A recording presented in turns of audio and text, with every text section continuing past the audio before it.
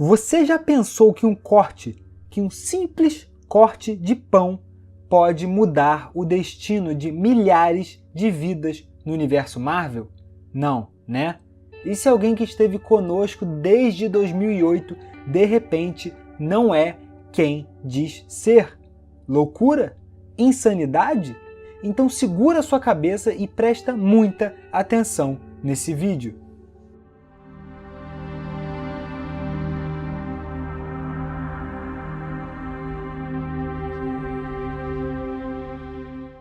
Antes de começar, eu preciso avisar. Esse vídeo contém spoilers de Capitã Marvel e vai, muito provavelmente, fazer você questionar a sua própria realidade e outras escolhas que você fez ao longo da sua vida. Porque hoje, meus amigos, o motivo da nossa viagem pela mente de Abilo é provar que Nicholas J. Fury, o Nick Fury, agente secreto, super espião e diretor da SHIELD, que conhecemos desde Homem de Ferro, é, na verdade, um Skrull. Sim, o personagem de Samuel L. Jackson foi substituído por um alienígena transmorfo durante todos esses anos. Eu sei, é chocante, mas presta atenção. Em Capitã Marvel, nós descobrimos que a melhor maneira de detectar um Skrull é pedir que ele ou ela conte um detalhe estranho e específico sobre a sua vida pessoal. Apesar dos Skrulls conseguirem copiar aparência, voz e gestos de outros seres no nível do DNA, eles têm extrema dificuldade em lidar com memórias pessoais. Dessa forma, quando a pessoa encontra dificuldades em responder a essa pergunta, em geral, ela não é quem diz ser. Assim, quando a nossa heroína Carol Danvers questiona o jovem agente Fury sobre o seu detalhe estranho e pessoal, o espião revela que se uma torrada está cortada na diagonal, eu não consigo comê-la. É engraçado, né? Um detalhe despretensioso e bobinho, que pode mudar tudo. Vamos fazer um salto temporal. Saímos desse momento do interrogatório de Capitã Marvel, que se passa em 95, e pulamos mais ou menos 20 anos no futuro. Vingadores, a Era de Ultron. Não tão legal quanto achávamos que seria e com um vilão decepcionante. Eu sei, eu senti isso, mas calma, tem uma coisa muito importante aqui. Lembra que esse filme teve algumas cenas na casa do Gavião Arqueiro? Cenas que a grande maioria das pessoas detestou, talvez com bastante razão? Então, é aqui que tudo isso muda. Se liga nesse pedaço. You still going after launch codes? Yes, he is, but he's not making any headway. I cracked the Pentagon's firewall in high school in a dare. Well, I contacted our friends at the Nexus about that. Nexus? Percebeu? Não? Então olha de novo. You still going after launch codes? Yes, he is, but he's not making any headway. I cracked the Pentagon's firewall in high school in a dare. Well, I contacted our friends at the Nexus. Nicholas J.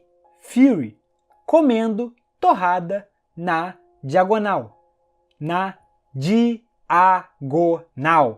Tudo bem, pode ser que o cara tenha superado um trauma e isso tudo não passa de uma tempestade em copo d'água. Mas e se não for?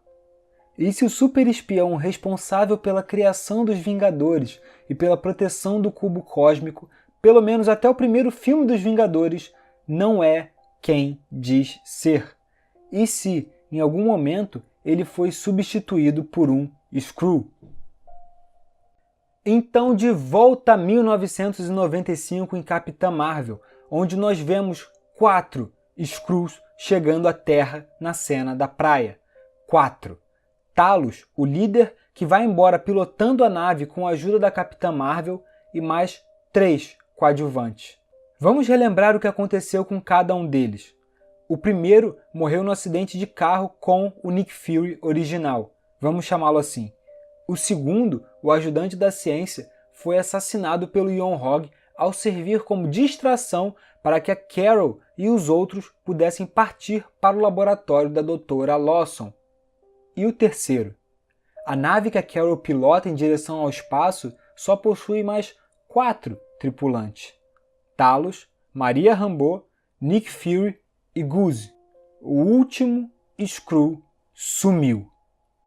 Caso isso tudo seja verdade, não apenas uma quebra de continuidade em um universo cinematográfico compartilhado com mais de 20 filmes de história, o que é bem possível, as consequências podem ser enormes. Afinal, uma frase como essa, tão certeira, tão específica, não poderia ter sido colocada em vão. Imagine que o Skrull perdido tenha substituído Nick Fury em algum momento após o seu retorno para a Terra. Qual era o seu objetivo? O que ele fez com o Fury verdadeiro? Esse é o momento que recorremos aos quadrinhos para obter respostas.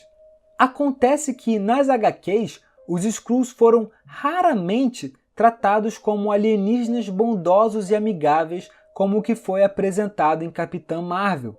Pois é, após a destruição do seu planeta natal pelo Devorador de Mundos, o Galactus, os Skrulls passam a ser liderados por uma nova imperatriz, Veranke, uma extremista religiosa que havia previsto a destruição do Império Skrull e a posterior invasão dos alienígenas à Terra, um planeta com amplos recursos, capaz de servir como casa para o seu renascido império.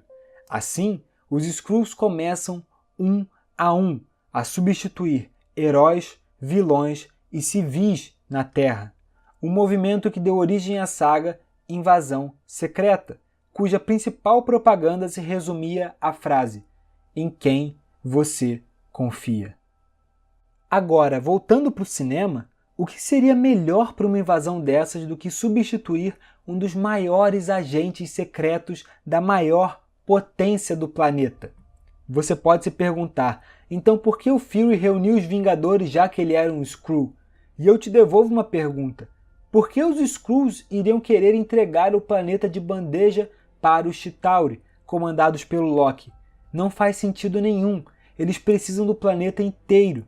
Um detalhe importante é que em Homem de Ferro, quando vemos o Fury pela primeira vez, ele se apresenta como Nick Fury, o que vai diretamente contra o que ele fala em Capitã Marvel, ao avisar a Carol que todo mundo chama ele de Fury e apenas Fury. Mas você quer insistir. Então por que o Fury chamou a Capitã Marvel de volta para a Terra no final de Guerra Infinita? Essa é óbvia. Afinal, os Skrulls não ganham nada ao ver o Thanos apagando metade da galáxia. Então, o que aconteceu com o verdadeiro Fury? Muito bem, nós não sabemos em que momento Nick Fury pode ter sido substituído. Então é bem plausível que, ao notar a invasão, o Fury começou a operar nas sombras, esperando o momento certo para contra-atacar, assim como a sua contraparte faz nos quadrinhos. Ele não está necessariamente morto. Uma das imagens conceituais de Capitã Marvel já mostrava a transformação de um dos alienígenas em Nick Fury. Tudo isso ganha ainda mais força depois do Kevin Feige, o CEO do Marvel Studios, ter dito que os eventos observados em Capitã Marvel não eliminam a possibilidade de a invasão secreta chegar aos cinemas. Nas palavras dele, "Eu não acho que isso é tudo. Eu acho que os Skrulls são uma raça muito diversa e que possui várias camadas, como qualquer forma de vida inteligente. Certamente, como a própria raça humana. E nós acabamos vendo alguns Skrulls bonzinhos no filme." Então, quer saber o que eu concluo disso tudo? Apesar de terem passado a imagem de bonzinhos, os Skrulls espalharam agentes em diversos planetas ao redor da galáxia, espiões para marcar potenciais lares para o seu império renascido.